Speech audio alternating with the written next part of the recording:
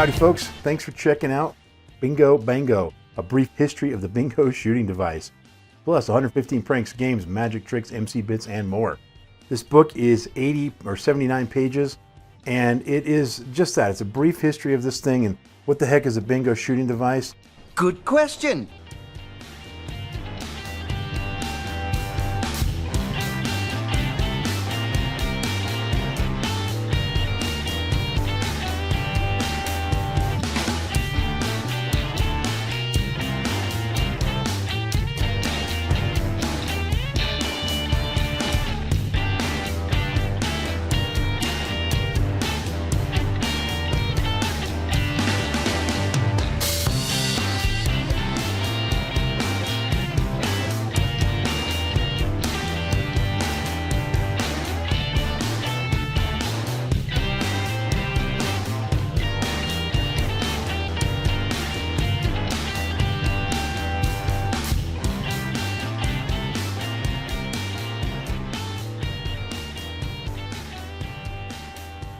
Typically the way you use this, you set something on it, somebody lifts up to something and kaboom, it explodes, right? That's the basic idea of how it works.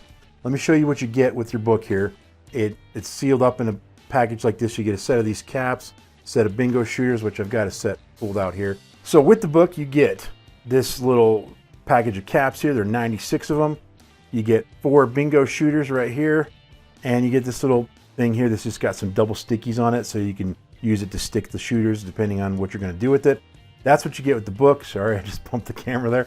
And so this book, it's full color, and it is 115 things to do with that bingo shooting device, plus a deepish dive on the history of the shooter itself.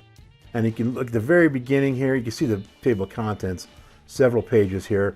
And then early on in the very beginning, there's some cool photographs. This is actually a bingo shooter from the 1930s or 1940s. It's one in my collection. Here's a little clip from an ad from back in the day when they advertised these things, and those little ads are sprinkled throughout the book. And there's also, as you can see, some QR codes in there and just some fun illustrations and pictures. And there's some more from the ads. There's a cool sample right there. I'll just show that to you right now. In case you have a bingo shooter, you can go ahead and give this a shot. So you can see the bingo shooter is stuck to the wall inside of a folded up playing card. Hook it to a light switch. When you lift the switch, the string pulls it out of the little thing there, the card, and it explodes. One of my favorite ways to use these things. I've done it on my kids several times.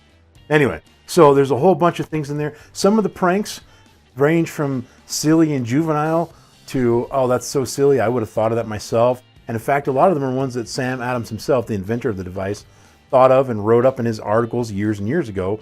And I included those because this is a little bit of a history of this device. Towards the end, there's some Emcee Bits here, Emcee Bits and gags that you can do with these things. There's magic tricks, how you can use it to, not so much tricks, but most of them are more like ways to modify or enhance a trick.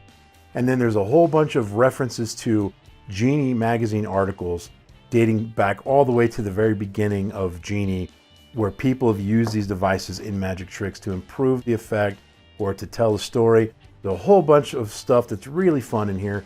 And if you're a magician, right? You're a prankster at heart. That's part of the gig. So these are a lot of fun.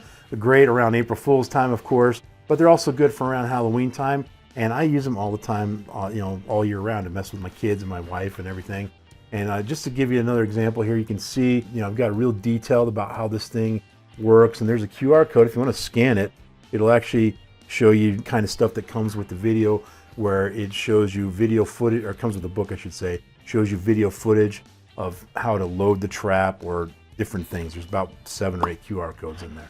So that's it. If you got any questions, feel free to shoot me an email. Either way, thanks for your interest in Bingo Bango.